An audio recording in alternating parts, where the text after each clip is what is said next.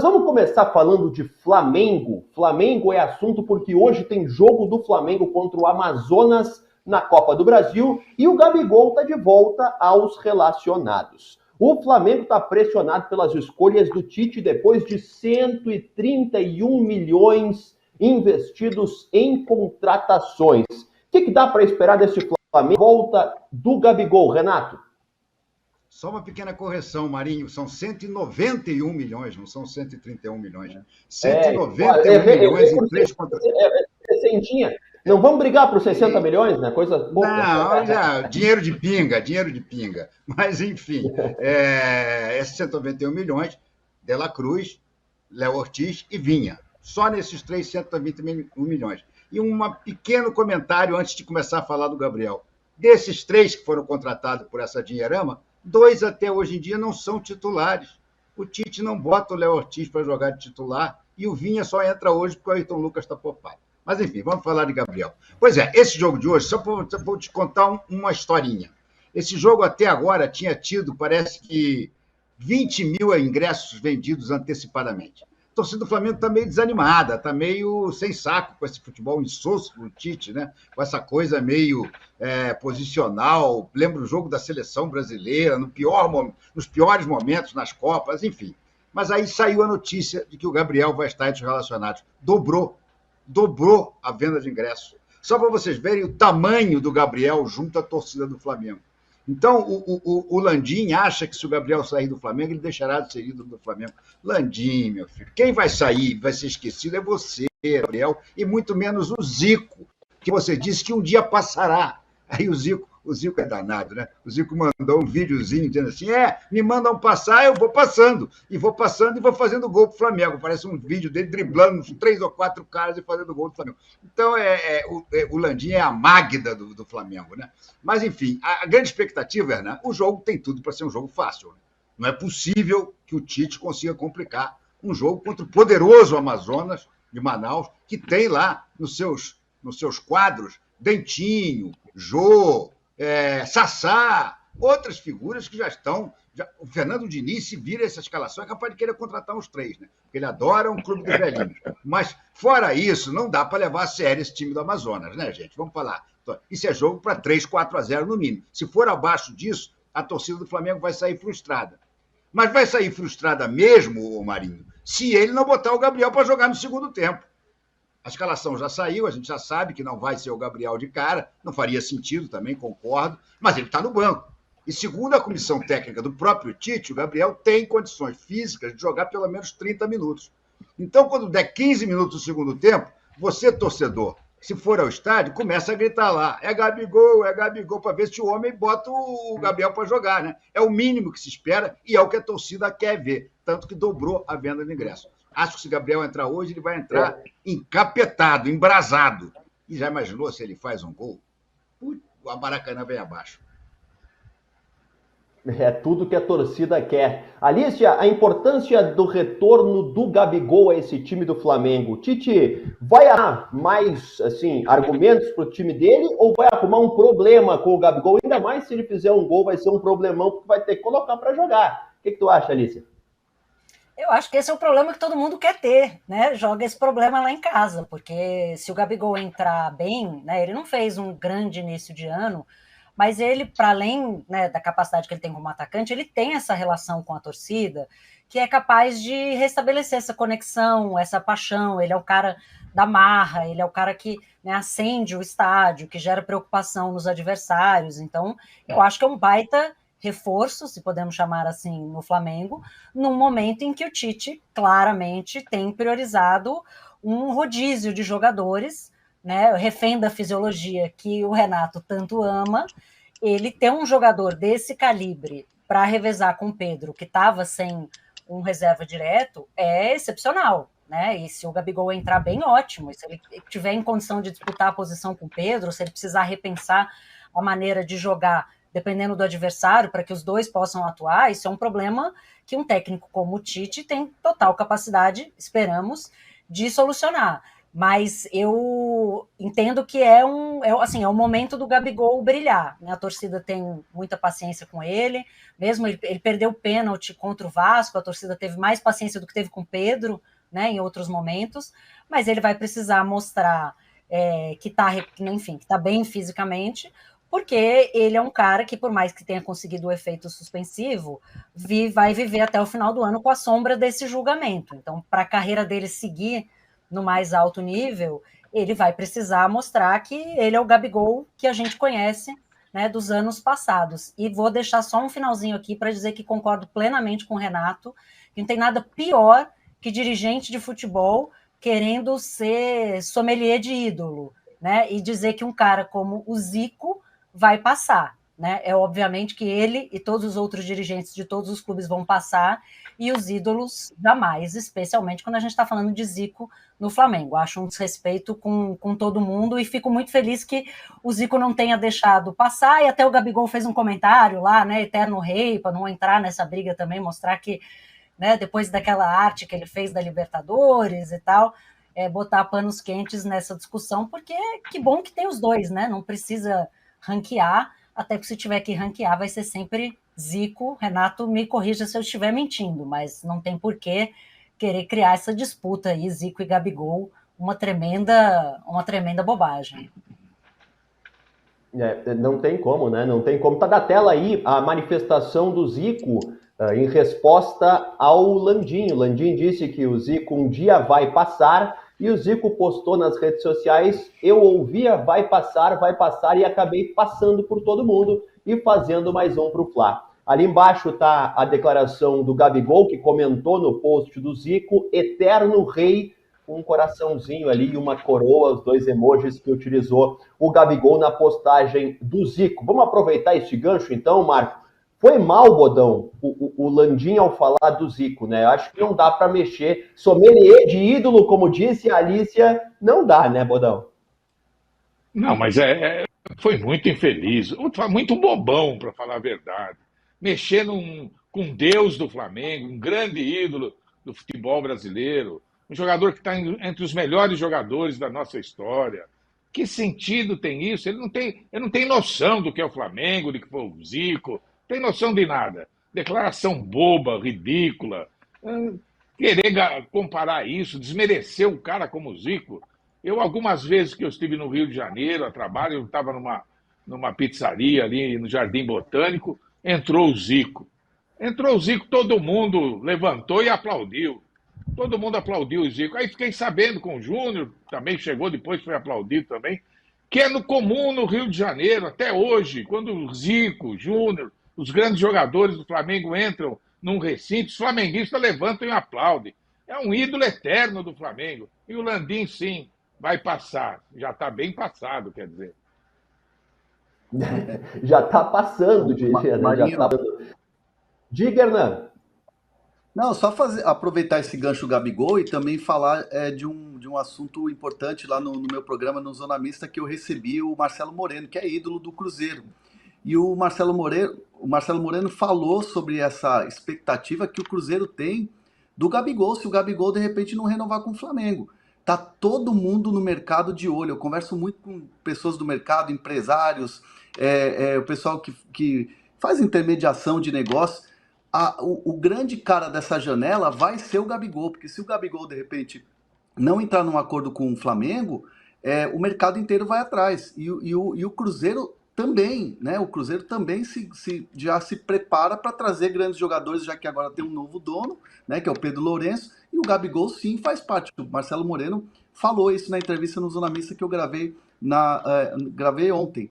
Então, assim, o mercado olha para o Gabigol, e isso é importante ver esse retorno do Gabigol hoje, porque, de fato, ele vai mexer muito com o mercado. O Grêmio também está de olho no Gabigol, né, por conta do Renato Gaúcho. Quando se fala em Gabigol aqui no Rio Grande do Sul, sempre pintam o Renato Gaúcho de olho, por ter uma relação boa com o Gabigol. Lembrando que o contrato do Gabigol, ele acaba no fim do ano pelo Flamengo. Então, a partir do meio do ano, se ele quiser sair, ele pode começar a negociar pré-contrato e definir o seu futuro a partir disso. Você acredita na manutenção do Gabigol, Renato? Tu achas que vai depender do que acontecer daqui para frente, ele ficar no Flamengo ou não? Como é que tu enxerga esse clima para ele? Olha, eu acho que vai depender bastante desses 2 meses antes de chegar a hora dele poder assinar um pré-contrato. Se ele desempenhar nesses 2 meses, o próprio Flamengo vai se apressar a sentar com ele e tentar fazer um acordo. Os números são muito diferentes ainda, né? O Landim disse que nunca acertou a renovação. Mas o Marcos Braz e o Spindel tinham acertado uma renovação com o Gabriel que o Landim vetou.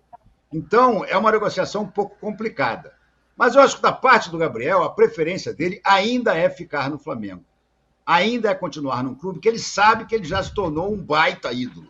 Um baita ídolo. Até começar essa temporada passada, em que ele foi muito mal, ele era comparado a segundo escalão do Zico. Era Zico e ele. Era uma coisa tipo assim, olha, o maior ídolo do Flamengo é o Zico, não se discute, mas o segundo maior ídolo, não estou falando o maior jogador, mas maior ídolo, é o Gabriel, que fez os gols de 2 Libertadores, de 2 finais de Libertadores, foi ele que deu o título para o Flamengo.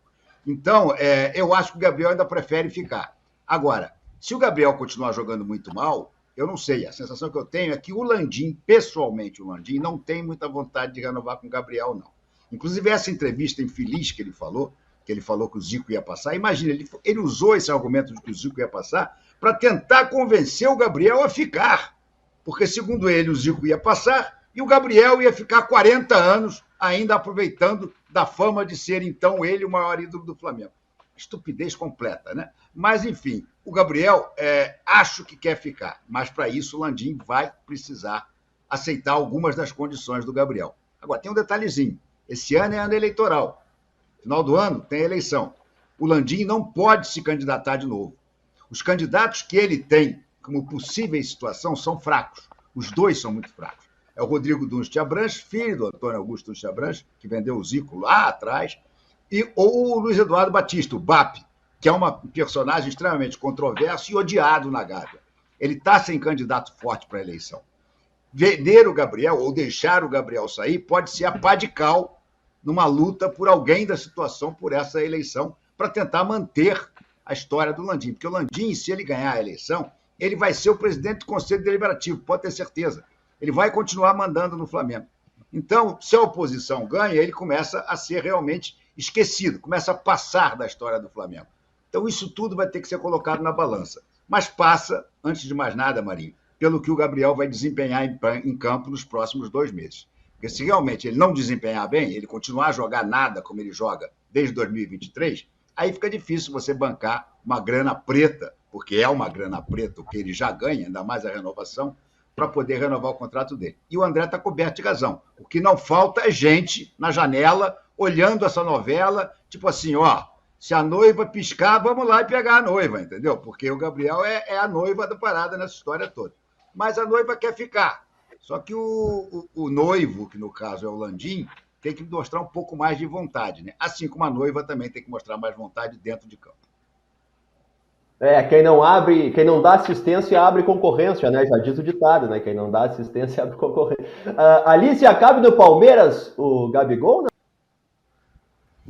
Olha, eu acho difícil, não é muito o perfil de contratação do Palmeiras e nem o perfil do Abel, né? Esse tipo de jogador mais estrela. Sempre que aparece essa conversa nos grupos de Zap, né, na internet, assim, eu vejo uma divisão muito grande de quem faria um aeroporco por ele e de gente que não quer de jeito nenhum, pela personalidade, enfim, e pelo fato de que ele não foi tão bem no ano passado.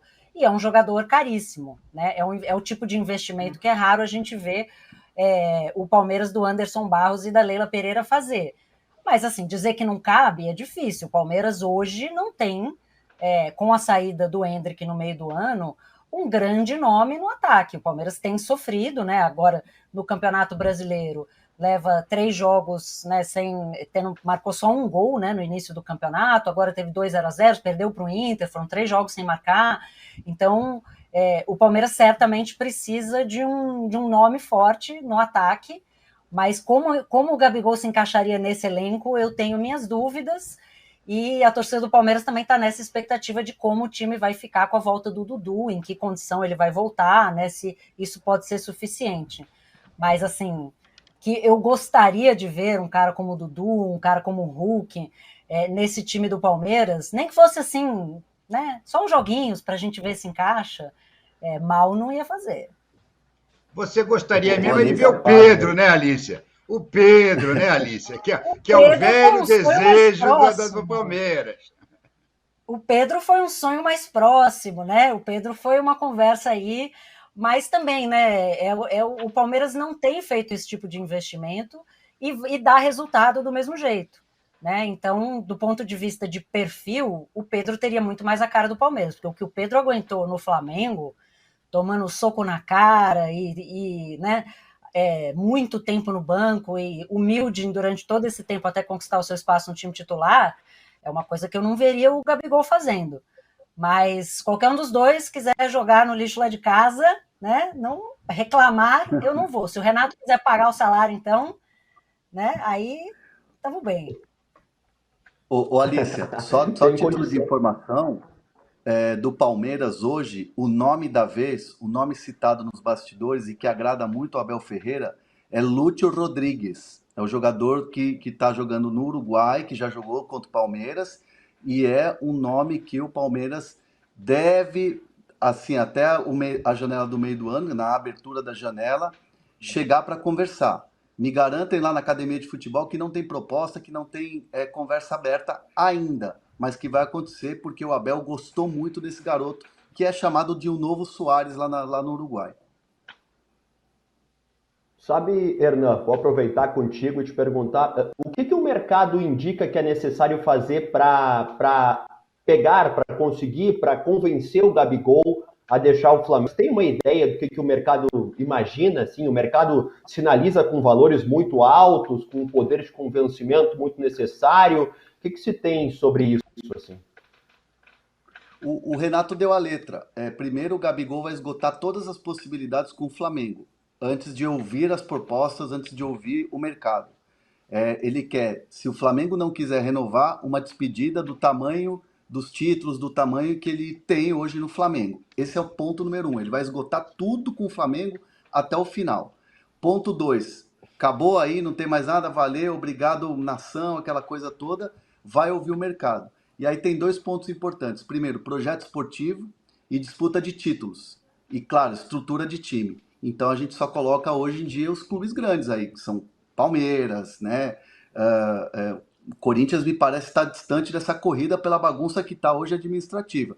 Então o Cruzeiro pode entrar porque está se organizando e aí de repente também olhar até o mercado fora, mas que é um mercado que olha assim muito distante para o Gabigol. Mas é projeto esportivo e disputa de títulos que o Gabigol vai olhar se de repente não ficar no Flamengo. Eu quero perguntar para... Marinho, desculpa, deixa eu só aproveitar para fazer uma pergunta para o Hernan.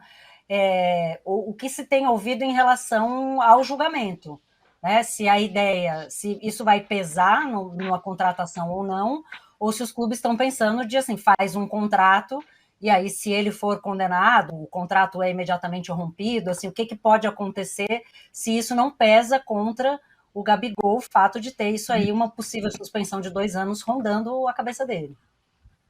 Não, é verdade, esse é um ponto importante, porque não tem data ainda o julgamento do recurso. Então, como não tem data, não tem como você prever o que vai acontecer. O efeito suspensivo que o Gabigol conseguiu, numa defesa muito bem fundamentada pelo Bichara, que é um grande advogado, né, nessa área esportiva, deu para o mercado também algo assim, olha, se ele conseguiu esse efeito suspensivo para jogar, alegando que estava sendo prejudicado por não treinar, enfim, disputar campeonatos, até o Gabigol fala muito em Copa América, em vontade de Copa América, porque ele é muito próximo do Dorival Júnior, quer a seleção brasileira, é um objetivo dele, o mercado também pensa que se ele conseguiu esse efeito suspensivo, é porque o recurso, quando for julgado, pode ser um recurso positivo para o Gabigol. Né? Então, assim, o mercado também observa e vê com bons olhos o fato dele conseguir esse efeito suspensivo. Mas, como não tem data, dá para você colocar um adendo ali no contrato, se chegar, um exemplo, Cruzeiro contrata o Gabigol, coloca lá um adendo, se de repente acontecer o julgamento, for julgado, a gente rompe, enfim, faz alguma coisa desse tipo, mas o mercado também estava observando muito de perto essa questão do julgamento. De qualquer maneira, se ele for suspenso, em abril ele está livre. Porque dos 2 anos, 1 ano já foi cumprido por causa da demora da ação. E o outro ano termina em abril. Ou seja, se ele for suspenso mesmo 2 anos, ele em abril está livre, de qualquer maneira. Vai ser um jogador muito importante no mercado. Pensando do seu ponto de vista do Flamengo, Bodão, tu acreditas que daqui a pouco foi um balão de ensaio, assim, essa citação do Landim ao Gabigol para testar a popularidade dele junto ao torcedor? E a gente já viu, como disse o Renato, o aumento de vendas a partir da presença do Gabigol no jogo. O Flamengo está testando o poder do Gabigol na torcida com esse tipo de declaração, daqui a pouco até com a publicação do vídeo dele sendo aplaudido, tá vendo como é que a torcida reage para tomar essa decisão de investir alto na renovação ou não? Tu acha que é por aí, Bodão? Olha, seria um desastre eles ainda querer testar o quanto o Gabigol é ídolo. É uma coisa tão clara e notória que querer testar isso seria de uma burrice, de uma incompetência. Mas depois do que eles comparam a Zico e faz esse desdém ao Zico, é possível qualquer coisa. É só conversar com qualquer criança. Cito bastante aqui, 2 netos que eu tenho, jogam futebol de 9 anos de idade, e ainda fazem gol e comemoram como Gabigol, e não são flamenguistas. As crianças, principalmente, têm o Gabigol como talvez o maior ídolo ainda do futebol brasileiro. É impressionante. O nome dele, o prestígio dele como ídolo é impressionante. Não joga a bola faz tempo. Está na hora de melhorar essa cabecinha dele, se dedicar, ser mais profissional, sabe? Está devendo muito. Tá? Bola por bola, eu acho que ele é melhor até que o Pedro. O que ele jogou, o que ele pode jogar, a qualidade técnica dele é indiscutível. Mas precisa melhorar o comportamento dele. Agora, que ele é ídolo, brincadeira querer fazer teste para isso. Né? Ô, Marco Antônio, foi burrice mesmo, não foi estratégia, não. Foi burrice. Acredito. É burrice.